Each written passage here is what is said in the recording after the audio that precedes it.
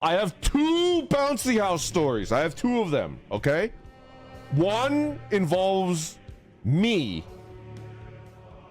in the bouncy house as a child, and then one that happened 4 days ago, and that's me as an adult, not in the bouncy house. They're both equally stupid. This is getting out of hand. There's two of them. Go chronologically? Okay. My family is a clan of cursed swamp people, and we never freaking learn. The bouncy house is just not a good idea. I think the idea is like when you have a family reunion, a family gathering where, you know, anywhere from like 7 to 15 different nuclear families under the Nuring name come together. You know, the adults just want to drink and catch up and eat and stuff like that. And there's like kids, and then they think like, oh, I don't want to take care of the kids. I don't want to force anybody else to take care of the kids. Why don't we just get a bouncy house and then they'll entertain themselves, right? That's the idea behind it. So when I was a babby, a wee little not a literal baby, but I don't remember how old I was. I think I might have been in the ballpark of 6 or 7. Because I remember Jimmy was sentient, and he was running around, and he would occasionally talk, but not that much. Okay, so bouncy houses, you could rent them out, but one of my uncles had this bright idea of, well, why don't I just buy one used, right? Why don't I just buy one used, and then we cut out the middleman, you know? We cut out the middleman, and then, you know, we'll it's just good every time we have a family gathering, right? So we set up in this like area, this beautiful picnic spot, nice hilly area, and they set up the bouncy house on top of the hill, and you know, they had the compressor pump, get it up there real quick. And then, you know, they set up the tables. There's like a picnic and stuff like that. And then all the kids, including me, were jumping in there. We're having a grand old time, right? This is where the story starts. On top of a hill. Yeah, that comes into it later. So here's the problem, right? That uncle bought it used. I don't know where he bought it from, but anyways, he bought it, and I don't know if you guys know this or not, but you need guy lines. Do you know what a guy line is? You need to rope it down, right? You need to like tie it to a rope and then stake it down into the ground. The person that my uncle bought the bouncy house from just didn't give him it, so he just didn't realize that you need that, right? So they pumped that sucker up, and then all the kids are bouncing in it. Do you see where this is going? It wasn't guyed down to the ground, right? And then a nice stiff wind hits it. While me and maybe 4 or 5 other cousins were in there bouncing, and it just whoosh, it just takes off. It's like rolling like a 5-sided dice down the hill.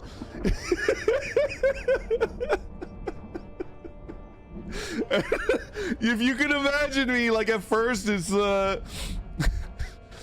like bouncing, baby Randon is bouncing up and down in that house, and it's like the sad clown music is like, and then suddenly it's like I'm in a giant, it's just like I'm in a giant dryer, you know, and it's that cyberpunk music. I'm like bouncing around. It's like smashing into my cousins and stuff like that. Like we were hitting the ground. It was fun. Anyways, so the next part of the story comes from my sister.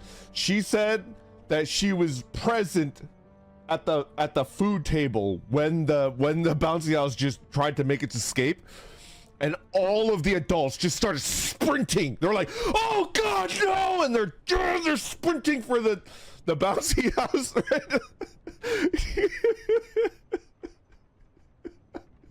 So they get down to the hill, and they're worried that, you know, like there's a couple fatalities. None of us were hurt. None of us broke any bones. Nothing happened to us, right? Just through, because I do think that like a couple of us like hit the grass, because the bouncy house was like tumbling downhill, and you know there's cushioning at the bottom, the floor, and then there's cushioning on the roof. I remember the roof, I slid into the like that little V of the roof a couple times, but sometimes it would hit that window area, the side, so you could hit the ground. And I do think that like a couple of us hit the ground, but it was fine. We're kids are tough, they bounce, right? Anyway, so they get to the bottom of the hill and they secure the bouncy house. No concussions. They extract all of the kids, including me, and all of us were like, "That was awesome! Oh my God, that was the best! It's like the bouncy house on steroids. That was the best thing ever!" So this is the end of the story. They're checking us for concussions and broken bones, and all of us are just gushing. That was like the best bouncy house experience that we've ever had. And Jimmy, who's a baby, I think he was like 4 or 5. I think he was 4. Jimmy was hanging out with our mom, going to the bathroom, and then he came back and he sees all of the kids, right? Like, yeah, we were so hyped about the bouncy house, he started crying because he got the FOMO. Jimmy had the intense FOMO, right? James, I suppose. And he was so angry. I remember he was like, "We have to do it one more time. I have to experience it too. We have to do it just one more time. One more time." And then of course the adults were like, "No, absolutely not." He just started crying. He would not stop crying. It ruined his entire vacation weekend. He was so angry that he missed out. Anyways, that was bouncy house story number 1. You should try one of those inflatable hamster ball things. I'm telling you, aside from my family, we're not the brightest, we're not the sharpest tools in the shed, so we would definitely suffocate a child if we had anything like that. Anyways, are you guys ready for bouncy house number 2? This one is shorter and more disgusting, and I have a passive yet direct role in it. So we just don't learn our lesson, right?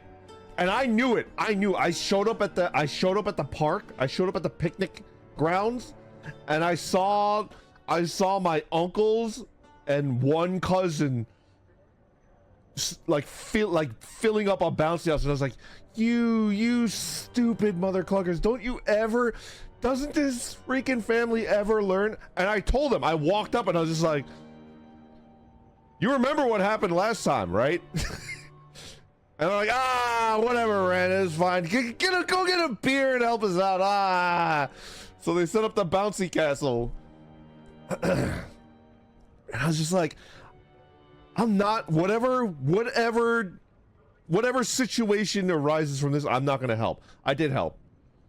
I didn't want to, but I did, right? So this is what happened. We have, from my generation, I feel like we didn't have that many kids. I feel like I had, obviously I have my brother and sister, and I feel like I had a maximum of 10 other cousins, right? There might have been like a dozen of us in my generation. 12, maybe less, probably less. 10, 11, 12, something like that. This generation, like my nieces and nephews and my cousins' children, you know, like there's like 20 of them, right? It's crazy. That's still a lot? I guess so. There's just a ridiculous amount of children this time. And it's just like, I can keep track of who are you? Whose spawn are you? I got in trouble. My mom got mad at me because my mom and I asked one of the children, like, whose spawn are you? And then they're just like, what the heck is wrong with you? Why would you phrase it that way? Just ask whose kid are you, you know? Anyways, I digress. So there was 20 of them, right? And they're like bouncing in there, and I just like, I'm been side-eyeing. I was just like, why are there so many kids? Where did they come from? Are they coming in from like a different picnic, you know, gazebo? All right. I actually saw it first because I was keeping an eye on the bouncy house because I just don't trust it, right? So there's like 20 kids in there bouncing. They just ate a ridiculous amount of potato salad, you know, barbecue, sandwiches, all that stuff. I saw 20 kids in there packed into a giant bouncy castle bouncing around, and I saw the vector, you know, patient zero. We're, you know, it's appropriate because we're playing Zomboid, right? I saw patient zero. I saw them bouncing, and I was like, oh, they look a little green around the gills. It's like, oh, get that kid out of there. They're not having a good time anymore, right? Anyways, I saw patient zero, and I remember thinking to myself, I should get in there and remove that spawn before this goes way bad, right? Way bad. But I was like, no, Randon, you said that you wouldn't help them. They're gonna have to sleep in the bed that they make, right? And as I was thinking that, as I decided I'm not gonna help them, that kid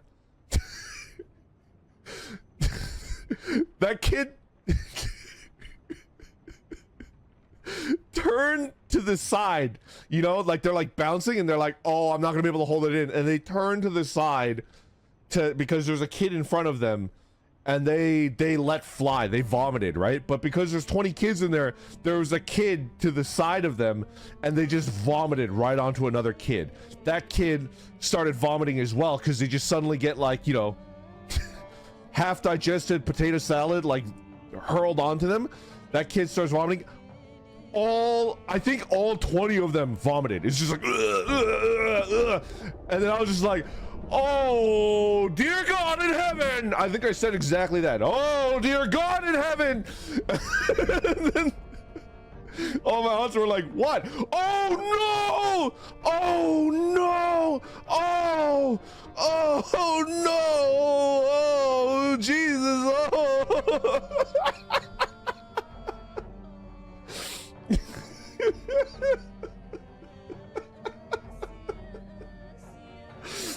It was really bad.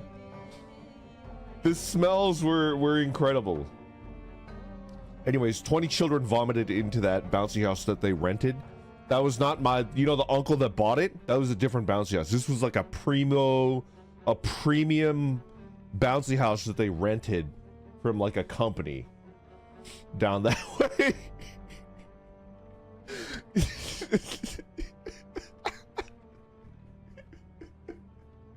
You burned it on the spot? Nope.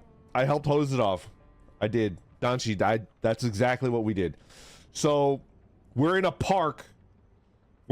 So there's like no way to, you know, there's no way to hose it because we didn't have a hose or a spigot or anything like that, right? It was pretty bad. The vomit smell is so hard to remove.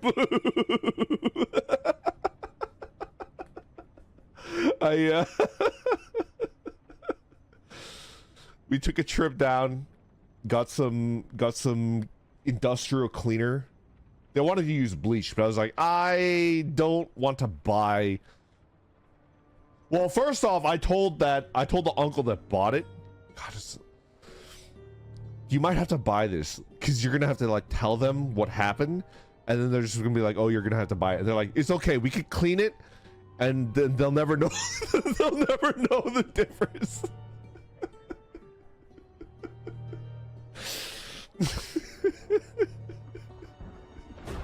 So it's like that scene from, you know, the scene from Pulp Fiction where they're cleaning up the brains and bone, like skull fragments from the back seat. You know what I'm talking about? but it's like just children vomit. Child vomit is really bad. Well, this has been a terrible story. We're cursed swamp people, and we never learn our lesson. We never just think, hey, why don't we just look after our children? Why do we have to distract them with bouncy houses and iPads? Is terrible. We never freaking learn, man. Green people do love swamps. We do. Anyways, do you want to know like what we did?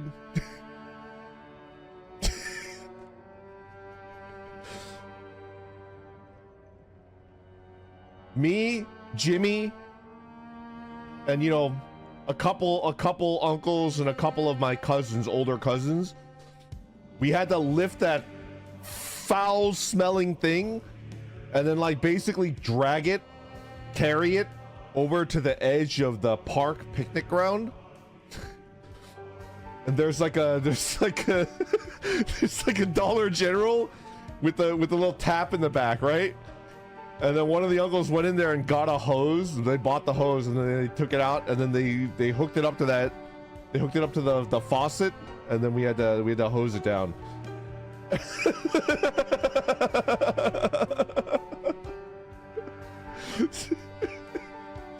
It's so funny too, because like 2 workers came out and they're like, you can't do that.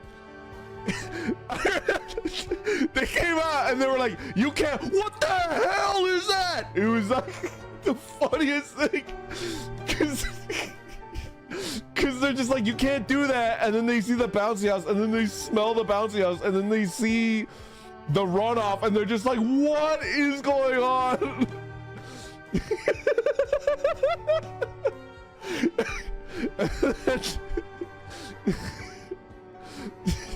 And then the eldest person there, one of my uncles, was like, he looks at the work and they're young, right?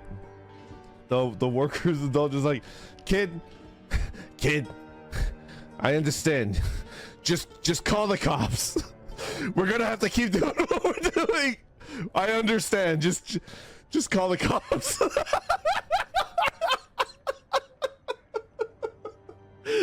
They went back inside. The cops never came. They never came out. We cleaned it up as best we can, and then we